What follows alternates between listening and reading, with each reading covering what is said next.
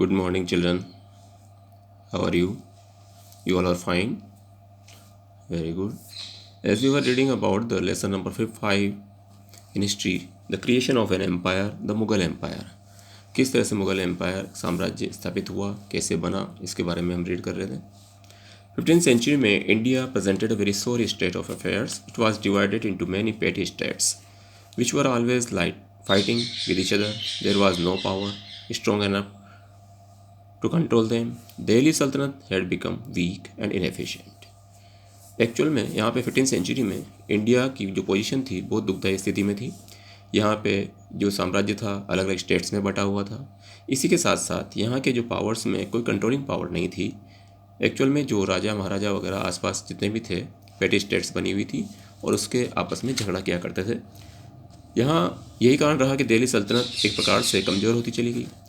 Last में जो लोधी सुल्तान रहे वो एक प्रकार से बहुत ही प्राउडी, क्रूअल और इनएफिशिएंट था. इसी के साथ साथ वो एक प्रकार से इल्ट्रेटेड था, मतलब कि लोगों का वो अपमान किया करता था, सम्मान, अपने आप को गर्व महसूस करता था, निर्दयी रहा. तो यहाँ पे यही कारण रहा कि दौलत खान लोधी जो गवर्नर ऑफ पंजाब के थे उसका लड़का उस रहा. ये एक प्रकार से पावरफुल नोबल्स थे उस टाइम पे, लेकिन उनको भी किसी तरह की कोई हर्ट करके कोई चीज़, और इसलिए उन्होंने क्या किया, षड्यंत्र रचा कि किस तरह से यहाँ पे जो विदेशी लोगों को अटैक करने के लिए बुलाया जाए. तो ये काबुल से इन्होंने क्या किया, बाबर को इनवाइट किया. Babur promptly marched to Delhi 1526 and defeated Ibrahim Lodi in the first battle of Panipat. यहाँ 1526 में बाबर यहाँ पे आया और उसके द्वारा यहाँ पे उस पर अटैक किया. बाबर और हुमायूं के बारे में यहाँ 1526 से 1556 का टाइम पीरियड रहा, उसके बारे में बताया हुआ है. Babur's real name was Zahiruddin Mahmud Muhammad. उसका जो जहीरुद्दीन मोहम्मद का नाम था, बाबर का वास्तविक नाम, उसका जो एक प्रकार से उसके जो पेरेंट्स थे, his father was the descendant of Amir Timur while his mother belong to Genghis Khan. उसके पिता एक तरह से यहाँ पे जो तिमूर के वंशज रहे और इसकी माँ जो थी वो एक प्रकार से उसके वंशज चंगेज़ खान की से रिलेटेड थी, फैमिली से. मिर्ज़ा उमर शेख जो उसका फादर था, जो चीफ था फरगना का, एक स्मॉल स्टेट थी सेंट्रल एशिया की. He died when Babur was only 11 years old. और वो कब मरा, जो कि केवल बाबर छोटी सी उम्र का रहा तब. बाबर्स के एनिमीज़ वगैरह deprived him of his jagir and he had to leave his native place in despair. Babur को उसकी जगह छोड़नी पड़ी, उसके बहुत सारे शत्रु थे और यही कारण रहा कि वो एक प्रकार से, कुछ लोग जिस प्रकार से शत्रु होते हैं तो कुछ मित्र भी होते हैं, यही पोजीशन थी वहाँ की. उसके साथ ही यहाँ पे जब वो वहाँ से काबुल की तरफ बढ़ा कॉन्कर, उसके द्वारा फिर बाद में उसका बड़ा भी हुआ और 1504 में यहाँ पे एक्सपेंड किया, उसका एम्पायर को बढ़ाया उसने साम्राज्य को बढ़ाते हुए. इसके द्वारा यहाँ पे सेंट्रल एशिया के साथ साथ ही इन्वेडेड इंडिया 5 टाइम्स, 5 बार उसके द्वारा अटैक किया गया इंडिया की तरफ. फिफ्थ बैटल, जिसको कि यहाँ बैटल ऑफ पानीपत के नाम से जाना गया, उसने इब्राहिम लोदी को हराया 1526 में. और ये एक प्रकार से शुरुआत हुई मुगल रूल की बैटल ऑफ कानवा से 1527 में. राणा सांगा जो रूलर रहे चित्तौड़ के, वो एक ग्रेटेस्ट राजपूत किंग थे उस टाइम के, उनको भी उसके द्वारा हराया गया. और ये एक प्रकार से बाबर एक प्रकार से कंप्लीट कंट्रोल रहा नॉर्थ इंडिया पे. यहाँ तक कि खानवा का युद्ध हुआ, बाबर के द्वारा यहाँ युद्ध लड़े गए, घाघरा का युद्ध हुआ अफगान के विरोध में. 1528 में दूसरे बैटल जो चंदेरी के रहे, राय फूड्स वगैरह और दूसरे राजपूत वगैरह जो थे 1529 में.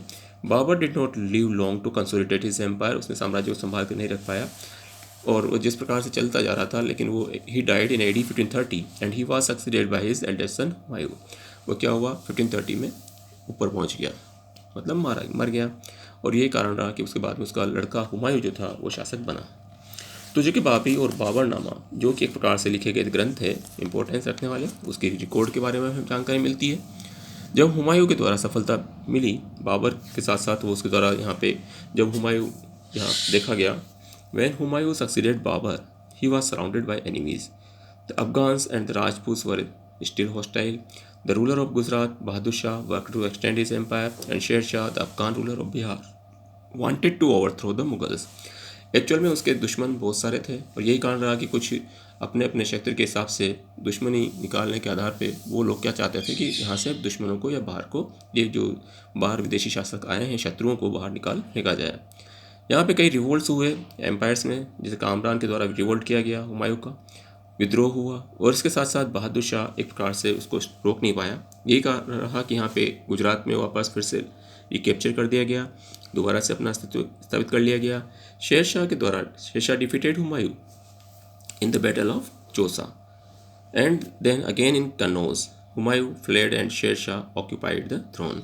शेर शाह के द्वारा यहाँ पे बाबर से युद्ध किया, इसमें यहाँ पे उसको जाना पड़ा और जाकर छोड़ कर जाना पड़ा। उसके बाद में वापस उसने शेर शाह ने आकर अपने सिंहासन पर बैठा। इसी के साथ साथ यहाँ शेर शाह सूरी के बारे में बताया जाता है कि शेर शाह जो कि सन आपका जागीरदार बिहार के जागीरदार का लड़का था, उसका रियल नाम फरीद खान था और उसके द्वारा उसके फादर जागीर में मिली हुई थी उसकी संपत्ति वगैरह, और उसका शेरशाह का नाम जो एक प्रकार से पड़ा वो उसके द्वारा क्या किया गया था, once he killed tiger with his sword and was given the title of Sher Khan. उसको टाइटल कब मिला, जबकि उसके द्वारा एक शेर को मार डाला, तो उसका नाम तब से एक तलवार से मार डाला था, शिकार किया। तो ये एक प्रकार से लीडर बना अफगान शासन व्यवस्था के हिसाब से बिहार में।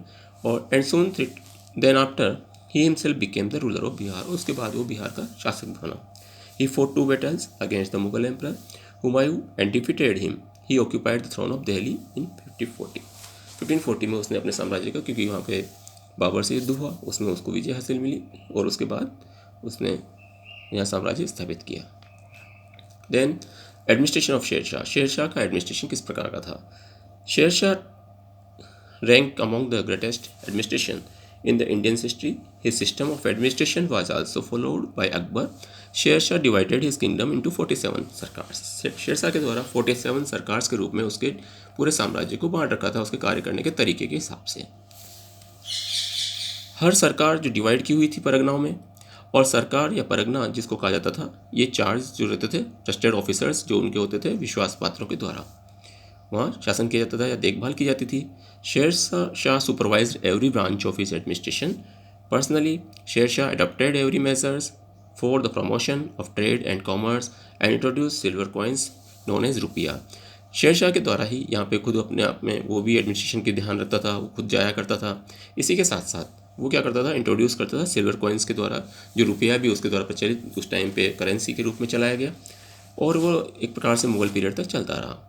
ये एक प्रकार से मेंटेन किया गया ईस्ट इंडिया कंपनी के द्वारा भी 1835 में भी। शेर शाह के द्वारा rebuild the city of Delhi and founded another in Punjab. उसके द्वारा रिबिल्ड किया गया दिल्ली को और उसके बाद पंजाब को। He followed the example of kings of ancient India and planted trees, provided wells and sarai for the comfort of travellers. He also restored and rebuilt the road now known as the Grand Trunk Road और GT road. उसके द्वारा बहुत सारे अच्छे काम किए भी कि अच्छे काम किए गए। उसके द्वारा उनके द्वारा शहर को निर्माण किया गया। उसी के द्वारा यहाँ पे कई जगह पेड़ पौधे लगाए गए। उनके द्वारा कुएँ खुदवाए गए। सराय या होटल वगैरह पहले होती नहीं थी, धर्मशालाएँ वगैरह बनाई गई, और इसके साथ साथ यात्री वगैरह ताकि आराम से आ जा सकें। उसी के द्वारा फिर से रिबिल्ड किया गया रोड, जो कि ग्रांड ट्रंक रोड के नाम से जाना जाता है, वो आज तक भी है। शेर शाह के द्वारा यहाँ पे शासन किया गया 5 साल तक, लगभग 1540 से लेकर 1545 तक उनका शासन रहा। और बाद में he was killed in AD 1545 in an explosion of gun blast. एक बारूद का जो ढेर था उसमें उसमें वहाँ पे क्या करा था, एक्सप्लोजन हो गया, विस्फोट हो गया बारूद से, और वो उसमें मारा गया, क्योंकि वह उस खुद जाकर कालिंजर का किला था उसमें वहाँ पे ये घटना घटी। He was buried at Sasaram when he had constructed a grand mausoleum for himself। और उसके द्वारा फिर बाद में वहाँ पे मतलब सासाराम में उसको दफन किया गया। देन हुमायूं जो कि एक प्रकार से बैरम खान की मदद लेकर के इन्वेट किया इंडिया पे 50 से 54 में। उसके द्वारा कॉन्कर किया गया most of Punjab and defeated the Afghans in a battle near Sirhind. He thus recaptured his throne in Delhi without much difficulty. Humayun died in AD 1556। Humayun के द्वारा यहाँ पे क्योंकि षड्यंत्रकारी लोग काफ़ी रहते थे, उनके द्वारा मददगार भी उनके हुए, और यही कारण रहा कि इसके द्वारा यहाँ पे अधिकतर पंजाब का जो इलाका था, अफगान का क्षेत्र था, नए सिरहिंद के इलाके से होते हुए उसने हराता हुआ आगे बढ़ा और वापस यहाँ दिल्ली तक बढ़ा। बहुत कठिनाइयों का सामना करते हुए हुमायूं बाद में 1556 में वो भी ऊपर पहुँच गया, मतलब मर गया। उसके बाद अकबर का जन्म जो हुआ 1542 में, इसी बीच में अमरकंड में सिंध में, इसके बारे में हमें जानकारी मिलती है। अकबर के बारे में बात करेंगे। हुमायूं की मृत्यु के बाद में मोहम्मद जलालुद्दीन, जो कि एक प्रकार से 13 ईयर्स ओल्ड थे, जो कि उसका यहाँ पे क्योंकि एक प्रकार से ये कोरोनेटेड हुए, इनकी ताजपोशी की गई। कोलानूर जो जगह थी एक स्मॉल टाउन था पंजाब का, और उसके गार्जियन के रूप में ट्यूडर बैराम खान जो था उसके द्वारा उसने देखभाल करने के हिसाब से उसका संरक्षक जिसको बोलते हैं अपन, वो भी उनके नेतृत्व में ही इन्होंने उनका शिक्षक भी रहा। तो ये एक प्रकार से बैराम खान के नेतृत्व में यहाँ पे अकबर को ताजपोशी की गई, उसी को संभलाया गया, राजा का दर्जा उसी को दिया गया, और ये डिसाइड किया गया किस प्रकार से दिल्ली और आगरा की तरफ बढ़ते हुए उन्होंने फिर से यहाँ अपना साम्राज्य स्थापित करने का प्रयास किया। हेमू जो विक्रमादित्य बैराम खान जो 1856 का टाइम पे भी रहा, हेमू एक प्रकार से यहाँ पे जो Hemu was struck by a casual arrow in the eye and he fell down senseless. His armies fled in panic and himself was caught and beheaded. Hemu एक प्रकार से अच्छा उस टाइम का साम्राज्य के हिसाब से वहाँ पे अच्छा शासक रहा, लेकिन वहाँ पे उसको भी आँख में चोट लगी, तीर लगी, और इसी के बाद में वो मारा गया। अकबर एक प्रकार से मास्टर बन गया दिल्ली का और आगरा का। बैराम खान जो ग्रेट जनरल रहा और उसके द्वारा पूरी तरह से देखभाल उसके द्वारा की जाती थी, हर तरह का इंस्ट्रक्शंस वगैरह इसी के द्वारा दिए जाते थे। तो ये यहाँ पे अकबर और बैराम खान के नेतृत्व में रहा। इसी के साथ ग्रेट डिफ़िकल्टी भी देखी गई 1560 में।